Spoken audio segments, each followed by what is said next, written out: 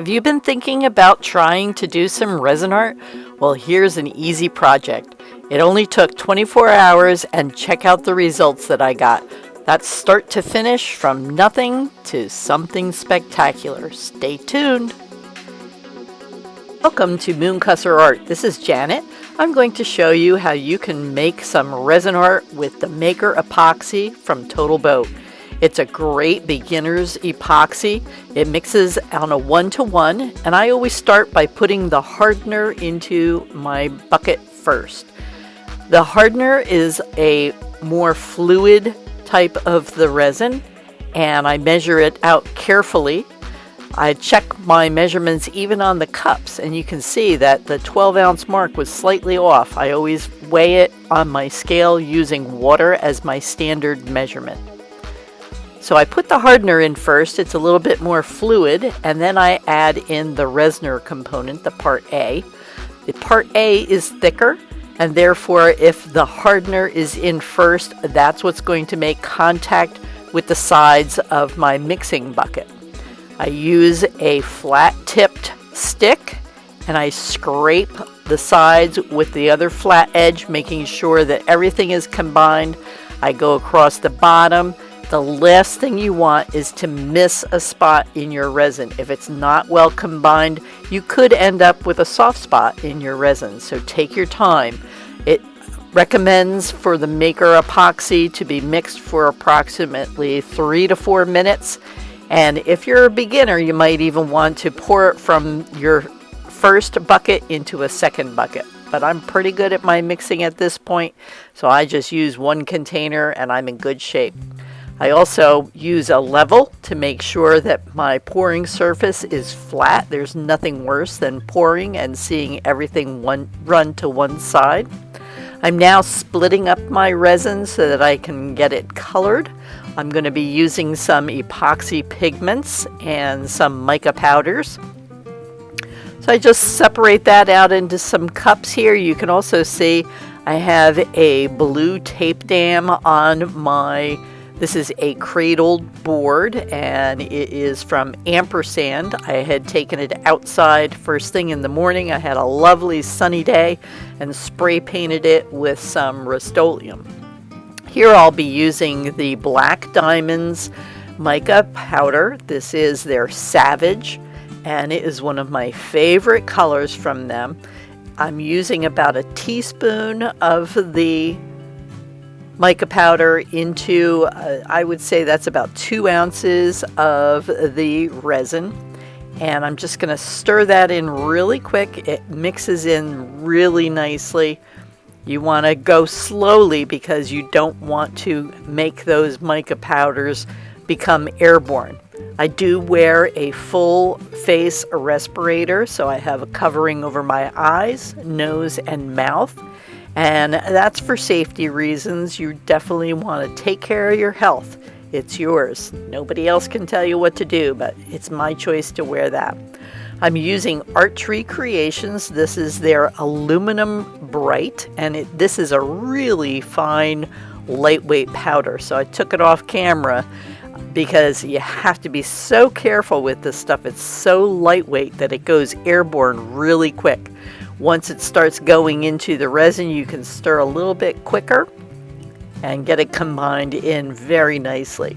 I go a little heavy-handed when I use the dry pigments, such as the mica powders and this one from Art Tree Creations. Now here I'm using FlowArt resin pigment. This is from the Epoxy Resin Store. This is the black. And they come in these bottles. There's actually a little bit of a nipple on the bottles when they arrive. I pull that off so that I can put a popsicle stick right down in there. That way I can grab my resin and I can start to mix it right in and get the color that I want. So this is about, I guess this one is about 6 ounces of the black. And I'm also using the FlowArt resin white. This is the brightest white I have ever used. It has a really intense pigment to it, so a little bit goes a long way.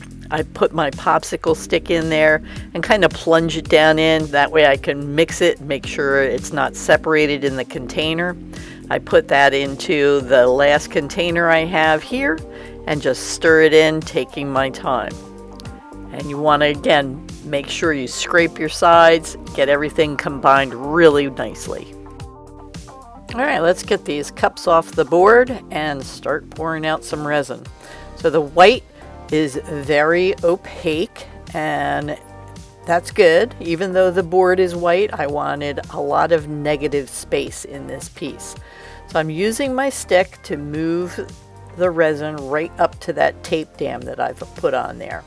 I'll remove that once I'm done pouring, but in the meantime, I want to get it right up there and smooth it out and fill any voids in my poured area.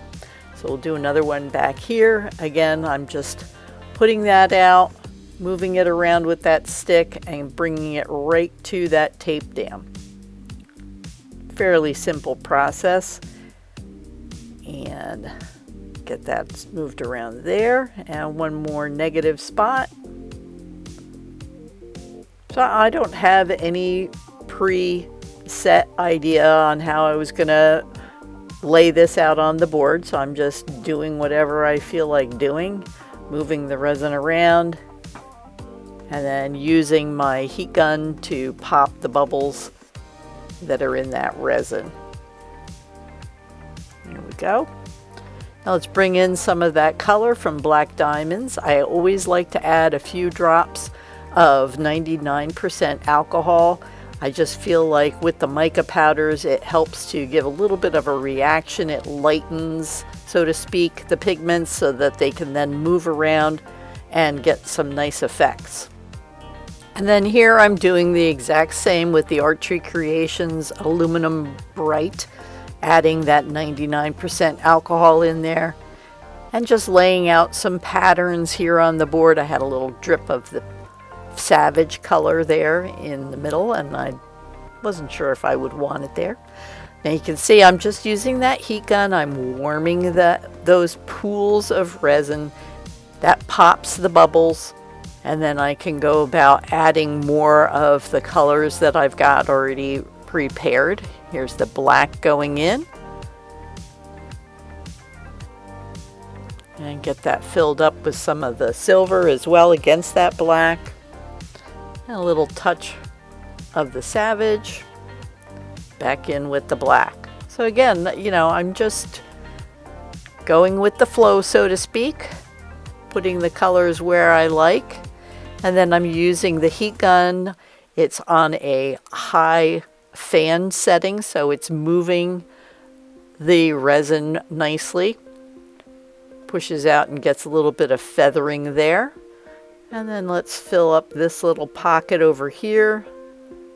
Again, putting in that aluminum bright first up against the white resin, followed by the Savage. Hoping to get some nice effects out of that color combination.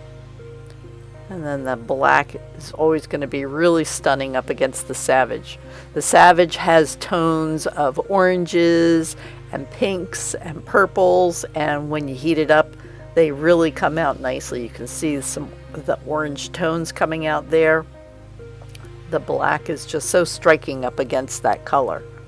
Really enjoy using this color combination. And we need to finish getting these voids filled up, because the longer that you wait, the more the resin will creep slowly. It wants to self-level, so it's going to go to the low spots. You don't want it to get too thin. I batched up a total of 24 ounces to place on this board. The board is I should call it a board, it's a cradled panel, an artist panel. But I have the 24 ounces on an 18 by 24 surface. So that gives you an idea how much resin you would need to cover something of this size. Again, using the damming on the edges, that helps contain the resin on top of your piece rather than have it flowing off. And I'm going to put down a little bit more of the color here and there. A little splash of that Savage from Black Diamonds. There it goes. Now you're going to notice I have a small nozzle tip on my heat gun. And what that does is it creates a really tight focal point for the drive of the air. Now again, this is hot air. The heat gun has multiple settings on it. I have it on a high fan setting and a medium heat, and that's driving those pigments into one another. I like to do a technique where I use a pop of flame from my torch. I heat up the surface and then I blow it out with the gun. Here's a close-up of exactly what's going on there. So you can see you're able to drive it really nicely, and using that torch just expands those cells out. You have to be careful that you don't use it too much. At this point you can see a little bit of smoke puffing up from time to time. Oh, and we even catch fire to the tape. So pour on a little bit more white in that spot, and I do work very carefully. I am indoors in my studio, and I have actually three different types of fire extinguishers, so I'm ready for cases like that.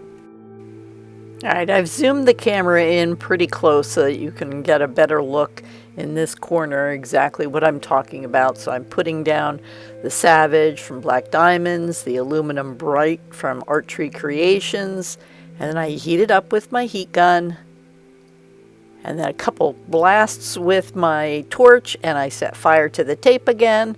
I'm just using my hand to extinguish that flame. If I needed to, if it became out of control, I would use my fire extinguisher. But you can see how the resin kind of bubbles up and gets those cells. Now check your work from time to time. I do have pets in my house, so I get animal hair stuck on my clothing, even though I try not to do that. But you watch your piece and you pull those little bits out when you can. Again, laying down a little bit more color in this area to add some interest. And spread that out there. Just doing whatever I feel like doing, letting some lines drawn out as well. Warming it up with the heat gun. It's got that nozzle tip, it drives that out, and then a couple of quick pops with the torch on top. We'll spread those out and get the nice cells happening. And I'm just going to add a touch more of the Savage color. I really like it, so what the heck, why not? Add a little bit more into this one spot and just have fun. It has been about an hour that I've been working with this resin, so the Maker's Epoxy is nice as far as having a long time for working with it. I'm going to start removing my tape dam. I'm not doing any waiting and allowing it to sit for any longer. So I'm just going to pull that down, and that way it allows the resin to go down along the sides. I have those sides taped off as well. They've been spray painted white. My conditions in my studio, the temperature is 72 degrees. I have a dehumidifier going, so the humidity is down to less than 60%, and these are ideal conditions for working with my resin. I'm going to check everything over, find any last minute pet hairs that might have floated into the resin piece, and then I'm going to put my cover over top of it. I like to keep the dust particles settling in from any kind of movement of the air. I do have a fan in my window, so that pulls out any of those puffs of smoke that I made. Well, good morning, everyone. We're going to do the removal of my dust cover. And a lot of people ask, well, why do you cover up your artwork? Well, I have a studio down in my basement, and my ceiling is this particle board kind of stuff, and it does let go of little particles from time to time, because upstairs we're walking around doing our thing. So little dust particles are able to fall down, and to protect my artwork as best I can, I came up with using, this is just a thin, cheap plastic drop cloth that you can buy at any discount store like Walmart. And I saw these. This is, make it so you can see it. It's a sheet of styrofoam essentially with aluminum foiling type of backing on it. Very lightweight. I've cut them to a couple of different sizes, and I pop that on top of some cans of spray paint to keep it off my work. And there's my work. So let's get it out from underneath there and take a look at how I did. All right, the cover is off, and here is some of the details. Some pretty things happening in those colors, like that. Nice details. Sorry about the shadow there. Anyway, so let me get the tape edge off here. I like to use the 3M. It's their painter's tape. It's a blue tape, and I like to use the one that's labeled for sharp lines. And you can see I've got a nice round over here. Some of the drips, you know, just went over the edge. So what I'll do is I'm going to take that off, and we'll get it outside and do some pictures. Now, because I was doing this with a lot of white negative space, I wanted to have my sides painted white, and I wanted them to come clean. That's why I masked off the sides with the painter's tape, and I just warm it up real quick with the heat gun. If you do it the next day, it is so easy, it just comes right off. Now, keep in mind that this project started yesterday morning at around 10 o'clock, and I'm finishing this piece up. It is now 10 o'clock the next day, and look at this. In 24 hours, I went from a plain art panel with nothing on it to being spray painted, making up my resin, and look at these wonderful effects that the products gave me. I just love Art Tree Creations, has some great products. Again, that's the aluminum bright, and it just sparkles. I have that Black Diamond Savage, which is one of my favorite colors, and along with the Epoxy Resin Store's FlowArt Resin Pigments, and I couldn't have done it without Total Boat's Maker Epoxy. It is wonderful with a very long work time and terrific results. Just look at that shine. All right, we'll see you here next time. Please don't forget to subscribe, and we'll see you at Moonkusser Art.